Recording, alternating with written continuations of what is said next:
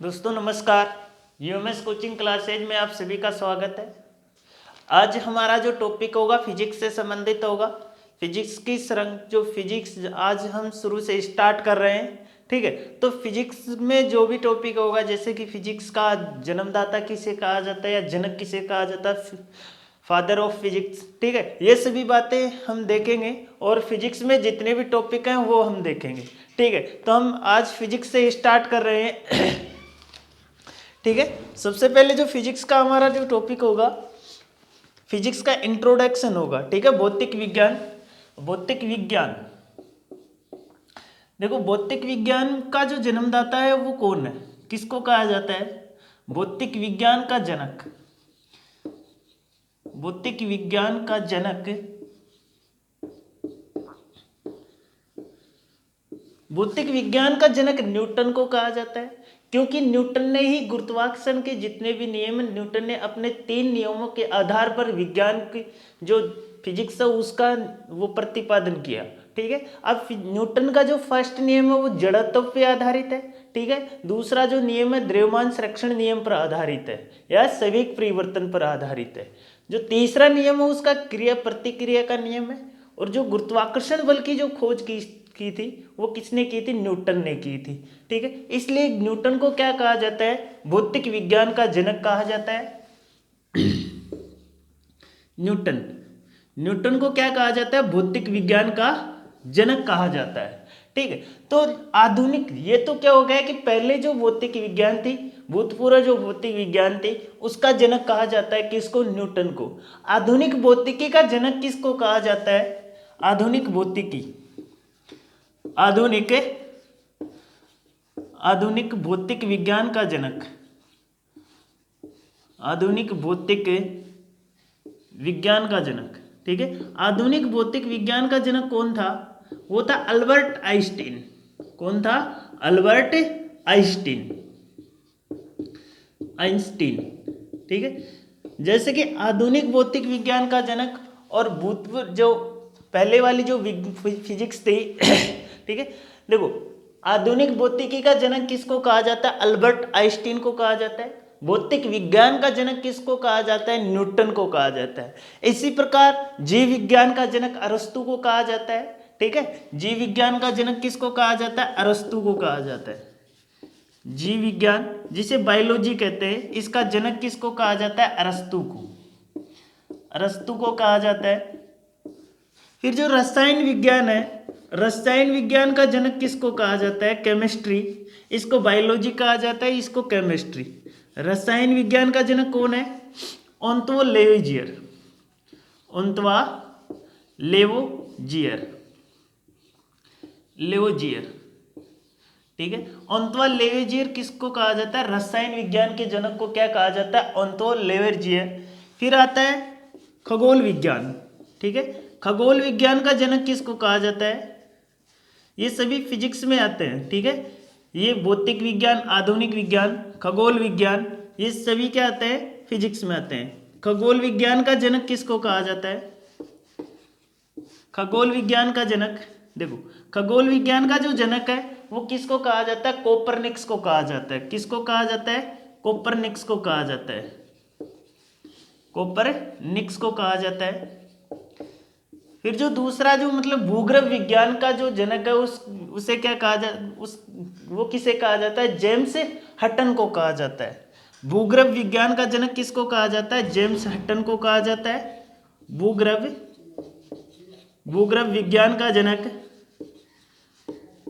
भूगर्भ विज्ञान का जनक किसको कहा जाता है? जेम्स हटन को कहा जाता है, जेम्स हटन को कहा जाता है, ठीक है। ये हमारे जो विज्ञान है उसके अलग अलग जो परिभाषाएं दी, सबसे ज़्यादा मतलब उन्हीं ने रिसर्च की थी विज्ञान पे। भौतिकी पे सबसे ज़्यादा रिसर्च करने वाले वैज्ञानिक कौन थे? जेम्स हटन, न्यूटन थे। और न्यूटन के बाद में सबसे ज़्यादा अध्ययन किसने किया? अल्बर्ट आइंस्टीन ने किया। फिर जो रसायन, जो जीव विज्ञान है, जीव विज्ञान में मतलब जितने भी काम इसने किए अरस्तु ने, सबसे ज़्यादा जीव विज्ञान का में जो महत्वपूर्ण योगदान दिया वो किसने दिया? अरस्तु ने दिया। फिर जो रसायन विज्ञान है, जो केमिस्ट्री, इसमें जो सबसे ज़्यादा महत्वपूर्ण भूमिका रही वो किसकी रही? ऑन्तोइन लेवेजियर की रही। ठीक है, इसने द्रव्यमान संरक्षण नियम आदि नियमों का क्या किया? इसने प्रतिपादन किया। ठीक है, फिर जो खगोल विज्ञान है, जिसमें हमने ग्रह ब्रह्मांड पढ़ा था, उसी को क्या कहते हैं? खगोल विज्ञान। खगोल विज्ञान का अध्ययन किसने किया? कोपरनिकस ने किया, और कोपरनिकस ने ही सूर्य केंद्रित सिद्धांत दिया था। ठीक है, भूग्रह विज्ञान, जो हमारी पृथ्वी है, इसका अध्ययन सबसे ज्यादा किसने किया था? जेम्स हटन ने किया था। ठीक है,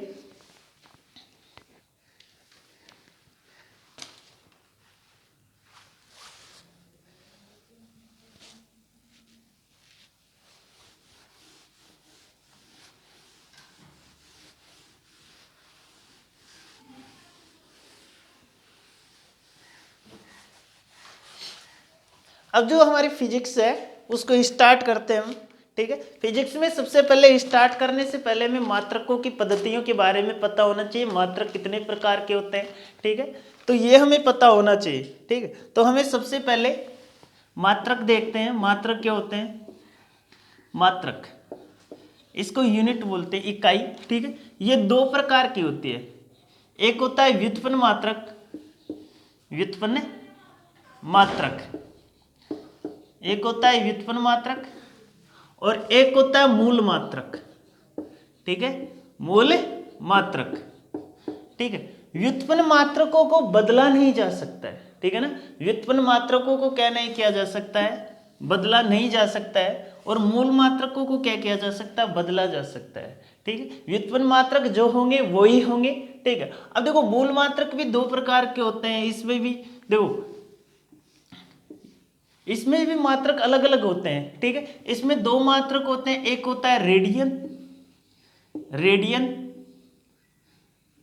रेडियन, और दूसरा होता है स्टेरेडियन। ठीक है, स्टेरेडियन, रेडियन। ठीक है, हिंदी में देखना चाहो, रेडियन, दूसरा होता है स्टेरेडियन, स्टेरेडियन। ठीक है, हमारे जो सात, ये तो दो मात्रक हो गए डिग्री से संबंधित। ठीक है, ये क्या हो गए? डिग्री से संबंधित हो गए। फिर इसके बाद में जो मात्रक है, हमारे मात्रकों की जो पद्धतियां होती हैं। ठीक है, और देखो अब इन सभी को तो क्या किया जा सकता है? बदला जा सकता है, और इनको नहीं बदला जा सकता है, नहीं बदला जा सकता है, और इनको क्या किया जा सकता है? बदला जा सकता है। ठीक, अब जो मात्रकों की जो पद्धतियां होती हैं वो कितनी होती हैं? बदला जा सकता है। अब जो हमारे जो मात्रक होते हैं, इनको स्पेशल कुछ पद्धतियां होती हैं, इंटरनेशनल पद्धतियां, उनमें बदला भी जा सकता है। वो कितनी होती है? वो चार प्रकार की होती है। फर्स्ट होती है हमारी MKS पद्धति। ठीक है, MKS पद्धति। दूसरी होती है हमारी CGS पद्धति। तीसरी जो होती है हमारी FPS पद्धति होती है, FPS पद्धति होती है। चौथी होती है हमारी SI पद्धति। ठीक है, कौन सी होती है? SI पद्धति। MKS पद्धति में होगा, देखो ये तो होंगे क्या? लंबाई के मात्रक होंगे। ठीक है ना, इस साइड के ये तो क्या होंगे? लंबाई के मात्रक होंगे। M को किस में नापेंगे? मापेंगे मीटर में। ठीक है ना, इसमें MKS पद्धति में जो लंबाई होगी उसको किस में मापेंगे? मीटर में। ठीक है, किस में मापेंगे? मीटर में। द्रव्यमान को किस में मापेंगे? किलोग्राम में, केजी में। ठीक है, और समय को किस में मापेंगे? सेकंड में मापेंगे। ठीक है, किस में मापेंगे? सेकंड में। और CGS पद्धति में लंबाई को किस में मापेंगे? सेंटीमीटर में मापेंगे। ठीक है, सेमी में मापेंगे, सेंटीमीटर में। और जो द्रव्यमान होगा इसको किस में मापेंगे? ग्राम में मापेंगे, ग्राम। ठीक है, और जो समय होगा उसको सेकंड में मापेंगे। ठीक है, और यहाँ पे जो द्रव्यमान जो लंबाई होगी इसको किस में मापेंगे? फुट में मापेंगे, फुट में। ठीक है, किस में मापेंगे? फुट में। और जो द्रव्यमान होगा इसको किस में मापेंगे? पाउंड में, पाउंड में। और जो यहाँ पे समय होगा इसको किस में मापेंगे? सेकंड में। ठीक है, ये इनकी फुल फॉर्म होती है। MKS में क्या होगा? Metre kilogram second. क्या होगा? MKS में होगा मीटर किलोग्राम सेकंड। और CGS में क्या होगा? Centimetre gram second. ठीक है। और एफपीएस में क्या होगा, फुट पाउंड सेकंड। और जो एसआई जो पद्धतियां होती है, इस एसआई पद्धति में 7 स्पेशल मूल मात्रक आते हैं, ठीक है। वो 7 मूल मात्रक जो होते हैं वही होते हैं इंपोर्टेंट, ठीक है। 7 जो मूल मात्रक होंगे, कितने होंगे, 7 मूल मात्रक होते हैं। अब वो जो 7 मूल मात्रक होते हैं उनमें सबसे पहले जो मात्रक आता है वो लंबाई का आता है। लंबाई को किस में मापा जाएगा, मीटर में मापा जाएगा, ठीक है। किस में मापा जाएगा, मीटर में।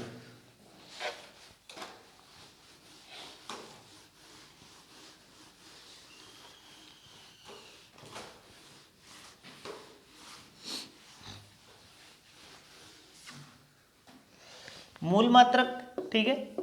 अब यहां से एसआई पद्धति में इन सभी का 7 का मूल मात्रक क्या होंगे।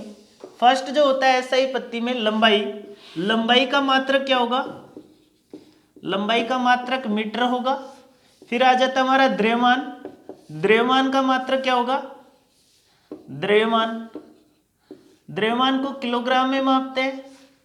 फिर आ जाती है हमारी विद्युत धारा, इलेक्ट्रिक करंट, विद्युत धारा, विद्युत धारा का मात्रक क्या होगा, एम्पियर होगा, ठीक है।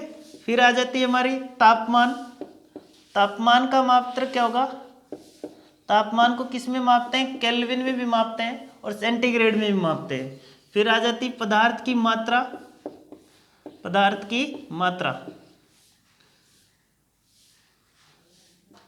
पदार्थ की मात्रा, पदार्थ की मात्रा को किस में मापते हैं, मोल में, ठीक है। फिर आ जाती है ज्योति तीव्रता, ज्योति तीव्रता या उष्मा, ज्योति तीव्रता को किस में मापते हैं, कैंडेला में, कैंडेला, कैंडेला जिसे सीडी से डिनोट करते हैं, ठीक है। फिर आ जाता हमारा, देखो लंबाई आ गई, द्रव्यमान आ गया, विद्युत धारा आ गई, तापमान आ गया और पदार्थ की मात्रा आ गई, ज्योति तीव्रता आ गई, ठीक है। एक और मात्रक हमारा रह गया, वो कौन सा रह गया, लंबाई, द्रव्यमान, एम्पियर, तापमान, पदार्थ की मात्रा। फिर हमारा जो मात्रक है वो प्रकाश वर्ष दूरी से संबंधित आ जाता है, पदार्थ की मात्रा, केल्विन, समय, ठीक है। हमारा जो समय होता है उसको किस में मापा जाता है, सेकंड में, समय को किस में मापा जाता है, सेकंड में, सेकंड में, ठीक है। ये 7 मूल मात्रक होते हैं। लंबाई को किस में मापेंगे, मीटर में, द्रव्यमान को किस में मापेंगे, किलोग्राम में, और विद्युत धारा का एम्पियर, तापमान क्या होगा, केल्विन, पदार्थ की मात्रा क्या होगी, पदार्थ की जो मात्रा होती है उसको किस में मापते हैं, मोल में। फिर ज्योति तीव्रता को किस में मापते हैं, कैंडेला, समय को किस में मापेंगे, सेकंड में। ये 7 मूल मात्रक होते हैं, इन्हीं को घुमा फिरा के हम सभी जगह पे क्या लेते हैं, काम में लेते हैं।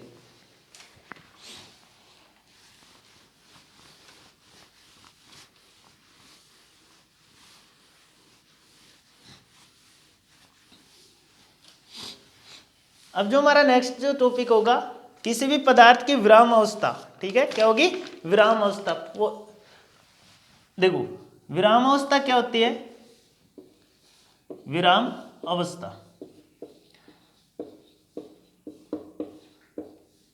विराम अवस्था इसे बोलते हैं रेस्ट पोजीशन, रेस्ट पोजीशन। अब देखो कोई भी कण विराम अवस्था में कब होगा, ठीक है। ये कोई m द्रव्यमान का पिंड है, ठीक है, ये कोई m द्रव्यमान का पिंड है, ये बिल्कुल एक जगह स्थिर है, ठीक है। ये धरातल पे रखा हुआ है, ये बिल्कुल एक जगह क्या है, स्थिर है, न तो ये इधर जा रहा है न ही ये इधर जा रहा है, बिल्कुल एकदम स्थिर है, ठीक है। इस पे कोई भी बल कार्य नहीं कर रहा है, ठीक है। पिंड न तो उसमें कोई भी परिवर्तन नहीं होगा, ठीक है ना। मतलब जो इसमें क्या होगा, समय के साथ कोई भी परिवर्तन नहीं होगा, वो क्या कहलाएगी, किसी भी पिंड की विराम अवस्था कहलाएगी, ठीक है ना। इसमें क्या होगा, समय के साथ कोई भी परिवर्तन नहीं होगा, समय के साथ कोई भी परिवर्तन न हो, परिवर्तन न हो, परिवर्तन नहीं होता हो, वो पिंड की क्या कहलाती है, विराम अवस्था या रेस्ट पोजीशन कहलाती है, ठीक है। नहीं होता हो तो क्या कहलाएगी, रेस्ट पोजीशन, ठीक है। अब देखो कोई भी पिंड विराम अवस्था में कब होता है, उसमें कोई भी परिवर्तन नहीं रहेगा। ये m द्रव्यमान का कोई कण है, ये न तो बाएं जा रहा है और न ही ये दाएं जा रहा है, बिल्कुल एक जगह स्थित है, ठीक है, एक जगह स्थिर है। तो ये इस कण की क्या कहलाएगी, रेस्ट पोजीशन, ठीक है। इसके अंदर समय के साथ कोई भी परिवर्तन नहीं होता है, ठीक है। फिर आ जाती है हमारी गति, ठीक है। इसके बाद में जो नेक्स्ट पॉइंट हमारा गति है, ठीक है। गति को क्या बोलते हैं, मोशन, मोशन, ठीक है। अब गति क्या होगी, ये मान लो कि कोई m द्रव्यमान का ये पिंड है, ठीक है, m द्रव्यमान का पिंड है, ये धरातल पे रखा हुआ है, ये यहाँ से उठकर, मतलब इसमें कोई भी समय के साथ ऐसा परिवर्तन हो कि ये यहाँ से कहाँ पे आ जाए, यहाँ पे आ जाए, ठीक है। तो यहाँ से यहाँ तक आने में इसको कुछ समय लिया होगा इसने, ठीक है, इसने कुछ समय लिया होगा। तो समय के साथ क्या हो रहा है, इस पिंड की स्थिति में परिवर्तन हो रहा है। पहले ये यहाँ पे था, उसके बाद में ये कहाँ पे आ गया, यहाँ पे। तो इसमें क्या हो रहा है, समय के साथ परिवर्तन हो रहा है। और विराम अवस्था में क्या होता है, पिंड की स्थिति में समय के साथ कोई भी परिवर्तन नहीं होता है, वो क्या होता है, स्थिर रहता है, ठीक है। तो इसमें क्या होगा, समय के साथ परिवर्तन होता है, ठीक है। इस पिंड की स्थिति में क्या होगा, समय के साथ परिवर्तन होता है। स्थिति में या पोजीशन में क्या होता है, समय के साथ परिवर्तन होता है। पोजीशन में समय के साथ परिवर्तन होता है, परिवर्तन होता है,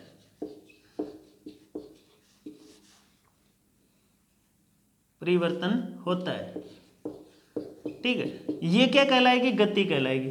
अब मान लो कि दो कार हैं, ठीक है, क्या है, दो कार हैं,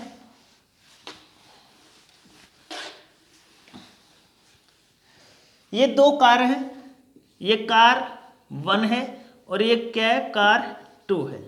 मतलब ये कार फर्स्ट है और ये कार सेकंड है। इन दोनों की स्पीड क्या है, स्पीड बिल्कुल बराबर है, ठीक है। ये दोनों समान स्पीड से ये गति कर रही हैं, ठीक है। ये दोनों समान स्पीड से गति कर रही हैं और एक ही दिशा में क्या कर रही हैं, ये दोनों गति कर रही हैं, ठीक है। तो यहाँ पे अगर आप देखोगे तो कार 1 और कार 2 ये दोनों समान दिशा में जा रही हैं और इनकी स्पीड भी क्या है, बराबर है।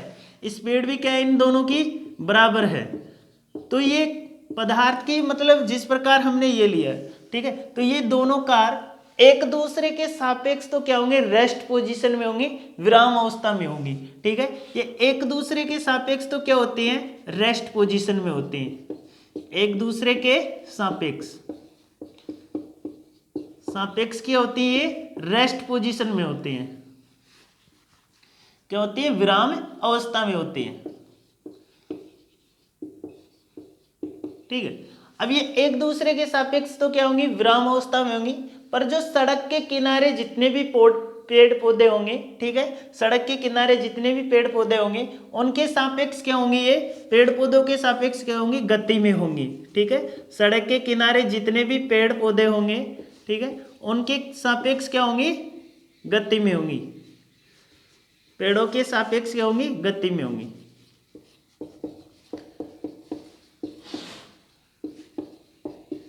अब देखो ये दो कार हैं, बिल्कुल ये समझ लो कि ये दो कार हैं और ये दोनों एक ही दिशा में क्या हो रहे हैं, समान वेग से गति कर रही हैं और इन दोनों की चाल क्या है, बराबर है।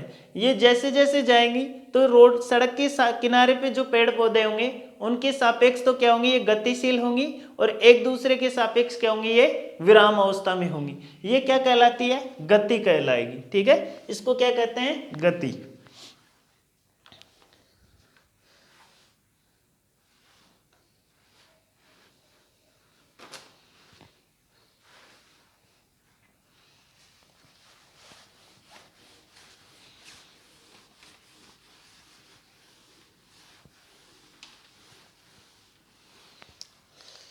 अब है दूरी। देखो दूरी क्या होती है, दूरी, ठीक है, जिसे डिस्टेंस बोलते हैं, डिस्टेंस, ठीक है। दूरी क्या होती है, ये मान लो कि कोई ये m द्रव्यमान का पिंड है, ठीक है, ये यहां से चलकर कहां पे आ गया, यहां तक आ गया, ठीक है।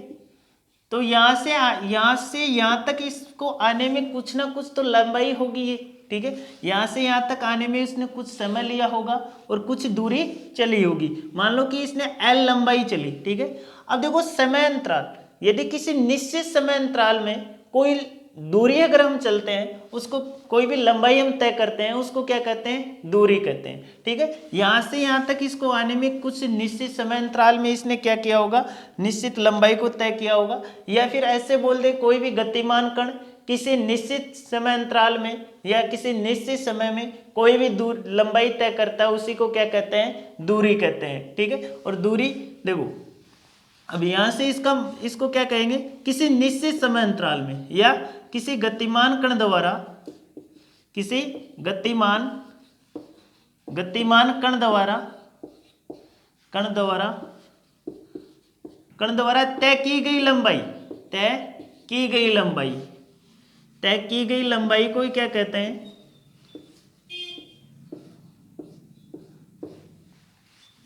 तय की गई लंबाई को क्या कहते हैं, दूरी कहते हैं। ठीक है, दूरी कहते हैं। ठीक है, ये दूरी है हमारी। ठीक है, दूरी के बाद में क्या आता है, विस्थापन। ठीक है, दूरी ये गति, विराम अवस्था, दूरी, ठीक है, और गति, ये सभी बिल्कुल बेसिक पॉइंट है, तो ये देखते रहो। ठीक है, तो किसी भी गतिमान कण के द्वारा तय की गई लंबाई को क्या कहते हैं, दूरी कहते हैं। ठीक है, अब देखो यहाँ से हमारा जो विस्थापन है, डिस्प्लेसमेंट, विस्थापन किसको कहते हैं, विस्थापन। ठीक है, अब विस्थापन मान लो कि ये कोई बिंदु ए है। ठीक है, ये कोई बिंदु ए है, ए से मैं कहाँ पे आ गया, बी पे आ गया। ठीक है, ए से मैं कहाँ पे आ गया, बी पे, और बी से मैं कहाँ पे चला गया, सी पे। ठीक है, बी से कहाँ पे चला गया, मैं सी पे। ठीक है, यहाँ से यहाँ तक की दूरी मैंने 3 मीटर तय की, और यहाँ से यहाँ तक की दूरी मैंने कितनी की, 4 मीटर। तो टोटल दूरी मैंने कितनी तय की, ये 7 मीटर तय की। ठीक है, कितने की, 7 मीटर।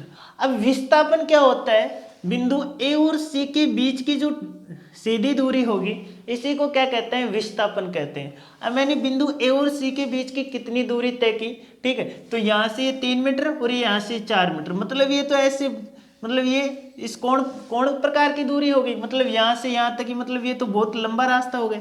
फिर यहाँ से यहाँ तक की कुछ दूरी तो होगी ना, तो मतलब क्या करेंगे, आपको पाइथागोरस प्रमेय आपने पढ़ी हो, त्रिकोणमिति में कोण से संबंधित। ठीक है, इसको 90 डिग्री मानकर 3 का स्क्वायर करेंगे, और 4 का स्क्वायर, 3 का स्क्वायर 9, 4 का स्क्वायर 16। ठीक है, तो इन दोनों को अगर जोड़ते हैं 25 बनता है। 25 किसका स्क्वायर होता है, 5 का। तो यहाँ से यहाँ तक की जो सीधी दूरी हो जाएगी वो कितनी होगी, अब बताओ, ये दूरी ज़्यादा चलने में फायदा होगा या ये दूरी। तो इस प्रकार मतलब दो बिंदुओं के बीच की सीधी दूरी को ही क्या कहते हैं, विस्थापन कहते हैं। दो बिंदुओं के बीच की सीधी दूरी को ही क्या कहते हैं, विस्थापन कहते हैं।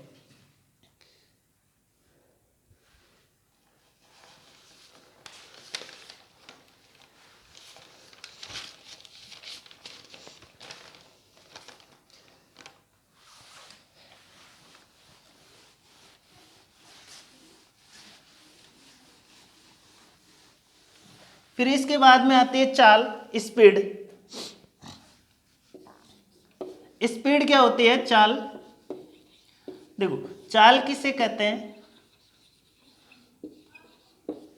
ठीक है, चाल, देखो चाल का ऐसा इकाई समय में किसी भी वस्तु द्वारा तय की गई दूरी, ठीक है, या इकाई समय में, देखो चाल का जो मात्रक, ऐसा ही मात्रक होता है, वो क्या होता है, सबसे पहले वो देखते हैं, मीटर पर सेकंड। ठीक है, क्या होता है, मीटर पर सेकंड। वाहनों की जो चाल ज्ञात की, हम वाहनों की जो चाल मापते हैं वो किससे ज्ञात करते हैं, स्पीडोमीटर से। वाहनों की चाल को किससे मापते हैं, स्पीडोमीटर से। चाल को स्पीडोमीटर से मापते हैं, स्पीडोमीटर से मापते हैं। ठीक है, अब देखो कौन कौन से वाहन होंगे, इसमें सभी वाहन होंगे, कार होगी, बस होगी, ठीक है, हवाई जहाज होंगे। ठीक है, ये सभी वाहनों की जो स्पीड मापते हैं वो किससे मापते हैं, स्पीडोमीटर से। अगर हमें दूरी मापनी हो तो दूरी किससे मापते हैं हम, ओडोमीटर से। दूरी किससे मापते हैं, ओडोमीटर से मापते हैं, दूरी ओडोमीटर से। ओडोमीटर से क्या मापी जाती है, दूरी मापी जाती है। ठीक है, और स्पीडोमीटर से क्या मापी जाती है, वाहन की चाल। ठीक है, ये किस स्पीड से ये दौड़ रहा है। ठीक है, तो इकाई समय में तय की गई दूरी, मतलब कितने समय में हम किस स्पीड से किसी भी दूरी को तय करते हैं, उसी को क्या कहते हैं, चाल कहते हैं। ठीक है, इकाई समय में तय की गई दूरी को क्या कहते हैं, चाल कहते हैं। इकाई समय में समय में तय की गई दूरी, तय की गई दूरी को क्या कहते हैं, चाल कहते हैं। ठीक है, तय की गई दूरी, दूरी को क्या कहते हैं, चाल कहते हैं। ठीक है, तो चाल क्या होगी, इकाई समय में तय की गई दूरी। मान लो कि ये कोई कार है, ये कोई कार है, यहाँ से यहाँ तक ये किस स्पीड से गई है, ठीक है ना, यहाँ से यहाँ तक ये किस स्पीड से गई है, और इसमें इसको यहाँ से यहाँ तक जाने में इसको कितना समय लिया है, और ये कितनी दूरी है। ठीक है, उसी को क्या कहते हैं, चाल कहते हैं। अब चाल बराबर क्या होता है, चाल बराबर होता है दूरी बटे समय। ठीक है, चाल बराबर क्या होता है, दूरी बटे समय। अगर किसी भी वाहन की अगर आपको चाल निकालनी हो तो उसके द्वारा तय की गई दूरी, मान लो कि यहाँ से यहाँ तक उसने 50-60 मीटर की दूरी तय की। ठीक है, कितने मीटर की दूरी तय की, 60 मीटर की, और यहाँ से यहाँ तक उसको जाने में कितना समय लगा, ये समझ लो 12 मिनट लगी उसको। कितने सेकंड लगे, 12 सेकंड। ठीक है, कितने लगे, 12 सेकंड। तो आपको क्या देखनी है, इस वाहन की स्पीड अगर आपको निकालनी है तो कैसे निकालोगे स्पीड, तो यहाँ से दूरी कितनी है 60 मीटर, और टाइम इसने कितना लिया है 12 सेकंड। ठीक है, तो यहाँ से 12 पंजो 60, तो इसकी स्पीड कितनी आ जाएगी, स्पीड आ जाएगी 5 मीटर पर सेकंड। ठीक है, कितनी आ जाएगी, 5 मीटर पर सेकंड। आपको क्या दिया हो, अगर स्पीड दिया गया हो, ठीक है, स्पीड अगर निकालनी हो, दूरी और समय आपको दिया गया हो, तो आप ये भी इससे इस सूत्र के द्वारा क्या निकाल सकते हो, किसी भी वाहन की स्पीड निकाल सकते हो। और स्पीड को मापने के लिए किस यंत्र का प्रयोग किया जाता है, स्पीडोमीटर का प्रयोग किया जाता है। और दूरी को मापने के लिए किस यंत्र का प्रयोग किया जाता है, ओडोमीटर का। ठीक है, एक और यंत्र होता है एमीटर। एमीटर से क्या मापते हैं, विद्युत धारा की तीव्रता मापते हैं। एमीटर से क्या मापते हैं, विद्युत धारा की तीव्रता, विद्युत धारा की तीव्रता।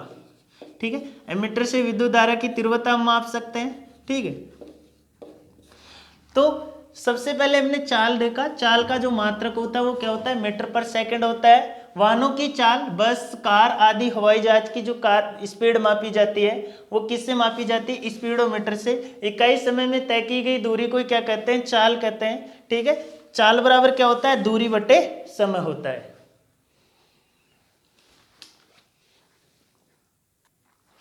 अब इसके बाद में जो होगा हमारा वेग। ठीक है,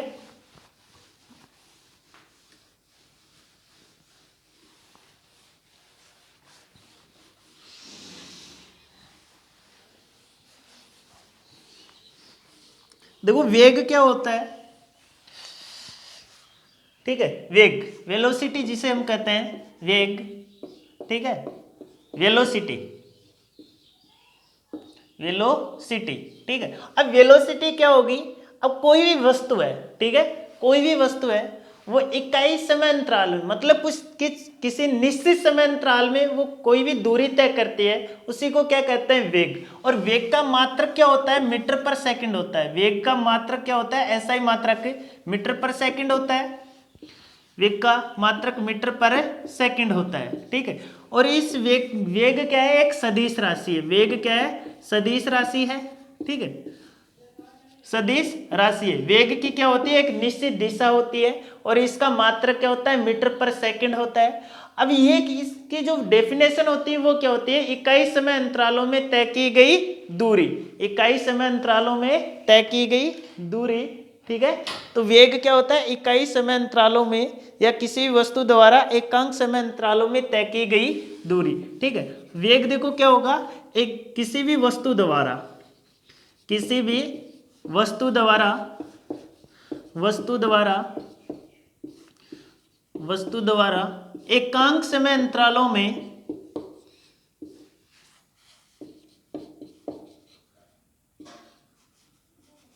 समय अंतरालों में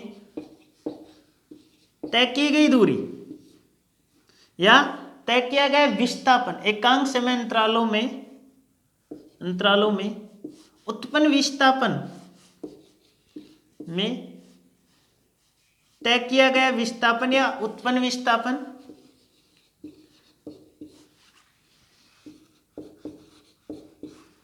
विस्थापन को ही क्या कहते हैं, वेग कहते हैं। ठीक है, क्या कहते हैं, वेग।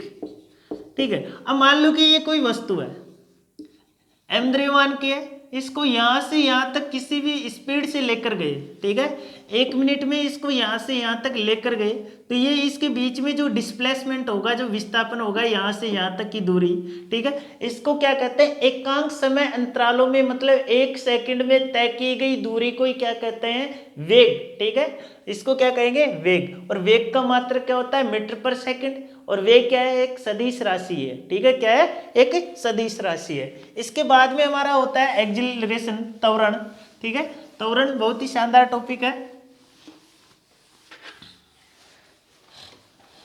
ठीक है। अब त्वरण किसे कहते हैं, एक्सीलरेशन, ठीक है, त्वरण, त्वरण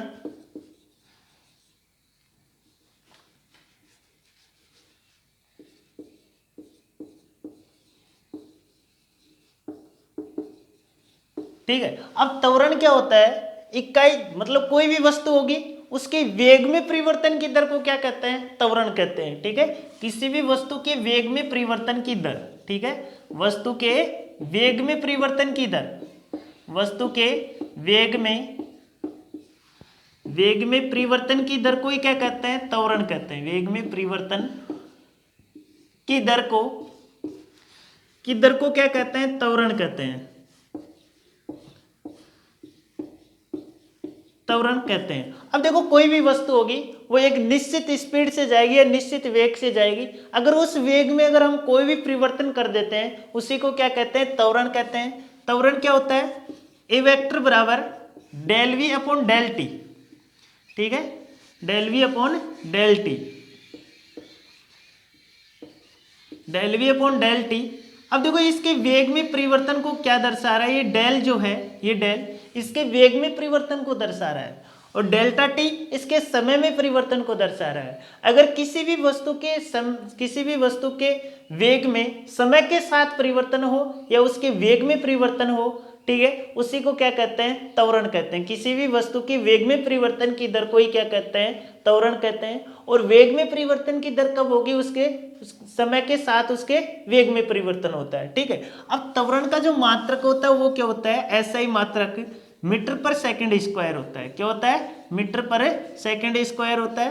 त्वरण ये क्या है, सदिश राशि है, ठीक है, त्वरण क्या है, एक सदिश राशि है। अब देखो सदिश और अदिश दो प्रकार की राशियां होती हैं, ठीक है, सदिश और अदिश राशियां। सदिश राशियां वे होती हैं जिनका परिणाम क्या हो, निश्चित हो, वो तो क्या कहलाएंगी, सदिश राशि। अदिश राशि क्या कहलाती है, जिनका परिणाम क्या हो, अनिश्चित हो, ठीक है, क्या हो, अनिश्चित हो, वो अदिश राशियां कहलाती है। अब देखो त्वरण में क्या होता है, मान लो कि ये कोई वस्तु है m द्रव्यमान की, ठीक है, इसको ऊपर ले जाया जा रहा है और इसको कहाँ पे फेंका जा रहा है, पृथ्वी की सतह पे फेंका जा रहा है, ठीक है, क्या किया जा रहा है, पृथ्वी की सतह पे इसको नीचे गिराया जा रहा है, ठीक है, ये पृथ्वी की सतह है, ठीक, यहाँ से यहाँ तक की डिस्टेंस मान लो कि h, ऊंचाई क्या है, h।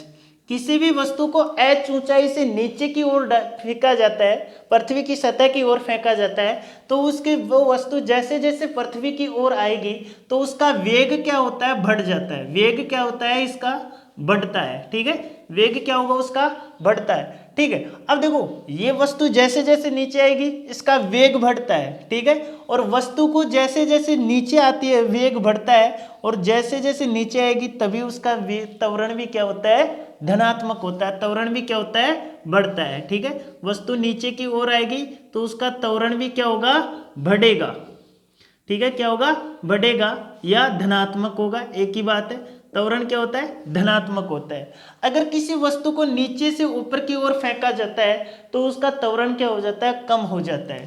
त्वरण क्या हो जाता है, उसका कम हो जाता है या घट जाता है, घटता है, ठीक है। अब सबसे पहले जो कंडीशन होगी, मान लो कि कोई भी वस्तु है उसको पृथ्वी की ओर फेंका गया, जैसे जैसे वस्तु पृथ्वी की ओर आती है उसका वेग क्या होता है, बढ़ता है। जैसे आकाश से आने वाले उल्कापिंड, ठीक है। अब उल्का पिंड आता है तब तो इतना मोटा आता है, ठीक है। अब जैसे जैसे वो पृथ्वी की ओर आता है उसकी स्पीड क्या होती है, बढ़ जाती है, और वो क्या होता है, वाष्पित अवस्था में हो जाता है, मतलब वो वाष्प के रूप में बदल जाता है, और पृथ्वी में उपस्थित वायुमंडल के घर्षण के कारण वो क्या होता है, बिल्कुल छोटा सा बनकर पृथ्वी की सतह पर वो गिर जाता है, ठीक है। तो जैसे कोई भी वस्तु अगर पृथ्वी की ओर आती है तो उसका वेग क्या होता है, बढ़ जाता है, ठीक है। और वायुमंडलीय दाब के कारण उसके अंदर आग क्या हो जाती है, उत्पन्न हो जाती है, और आग के कारण ही क्या होता है, वो वाष्पित अवस्था में बदल जाता है, ठीक है। तो यहां से कोई भी वस्तु आएगी उसका वेग बढ़ेगा और त्वरण भी क्या करेगा, नीचे की ओर आएगी तो बढ़ेगी। अगर किसी भी वस्तु को ऊपर की ओर फेंका जाता है तो उसका त्वरण भी घटता है और उसका वेग भी क्या होता है, घटता है, ठीक है। अब मान लो कि दो वस्तुएं हैं, यहाँ पे एक माध्यम क्या है, निवार्त है, ठीक है, क्या है, निवार्त है, और निवार्त में दो वस्तुएं हैं अलग अलग द्रव्यमान की, ये इसका द्रव्यमान m1 है और इसका द्रव्यमान क्या है, m2 है। इन दोनों वस्तुओं को एक साथ पृथ्वी की ओर गिराया जाता है, ठीक है, इन दोनों वस्तुओं को एक साथ पृथ्वी की ओर गिराया जाता है, तो ये दोनों वस्तुएं पृथ्वी की सतह पे एक साथ पहुंचती हैं। कोई भी वस्तुएं होंगी अगर निवार्त में उनको एक साथ छोड़ा जाएगा वो गुरुत्वाकर्षण बल उन पे क्या लगता है, समान लगता है। जैसे कि चंद्रमा की सतह पर किसी भी वस्तु का जो द्रव्यमान होगा वहां पे क्या होता है, 1/600 हो जाता है, ठीक है। मान लो कि आपका द्रव्यमान कितना है, 600 किलोग्राम में, ठीक है, मान लो कि आपका द्रव्यमान कितना है, 600 किलोग्राम, तो वहां पे जाके आपका वजन कितना हो जाएगा, 100 किलोग्राम, ठीक है, मतलब उसका 1/6 हो जाता है, कितना हो जाता है, 1/6 भाग, ठीक है। आपका द्रव्यमान 60 किलोग्राम है तो वहां पे आपका वजन कितना हो जाएगा, 10 किलोग्राम, ठीक है। उसी प्रकार जैसे कि निवार्त है, ठीक है, निवार्त जो ऐसा माध्यम है इसमें मान लो कि मैंने ये वस्तु 50 किलोग्राम की ली और ये 100 किलोग्राम की, जैसे ये दोनों वस्तुएं नीचे आएंगी बिल्कुल सेम स्पीड से आएंगी और इनमें ये पृथ्वी की सतह पर एकदम समान समय पे क्या होंगी, पहुंचेंगी, ठीक है। तो ये दोनों क्या होती है, एक साथ पृथ्वी की सतह पर ये पहुंचती हैं, ठीक है, एक साथ क्या होती है, पृथ्वी की सतह पर ये पहुंचती हैं। पृथ्वी की सतह पर जो गुरुत्वाकर्षण बल का जो मान होता है वो कितना होता है, पृथ्वी की सतह पर ग्रेविटेशनल त्वरण, ठीक है, जीए का मतलब क्या हुआ, ग्रेविटेशनल एक्सिलरेशन, गुरुत्वाकर्षण बल का मान कितना होता है, 9.8 मीटर पर सेकंड स्क्वायर, ठीक है, कितना होता है, 9.8 मीटर पर सेकंड स्क्वायर। पृथ्वी की सतह पे गुरुत्वाकर्षण बल का मान कितना होता है, 9.8 मीटर या 9.8 मीटर पर सेकंड स्क्वायर होता है, ठीक है। ये क्या होगा, पृथ्वी की सतह पे होगा, मतलब पृथ्वी किसी भी वस्तु को 9.8 मीटर पर सेकंड स्क्वायर की स्पीड से क्या करेगी, अपनी ओर आकर्षित करेगी, ठीक है। पृथ्वी में क्या होती है, गुरुत्वाकर्षण बल की बहुत ही ज्यादा क्षमता होती है, किसी भी वस्तु को अपनी ओर क्या करती है, अट्रैक्ट करती है, खींचती है, ठीक है। अब जो हमारा नेक्स्ट जो लेक्चर होगा वो बल, दाब तथा आवेग, संवेग इन सभी पे होगा, ठीक है। तो मिलेंगे नेक्स्ट वीडियो में। जय हिंद।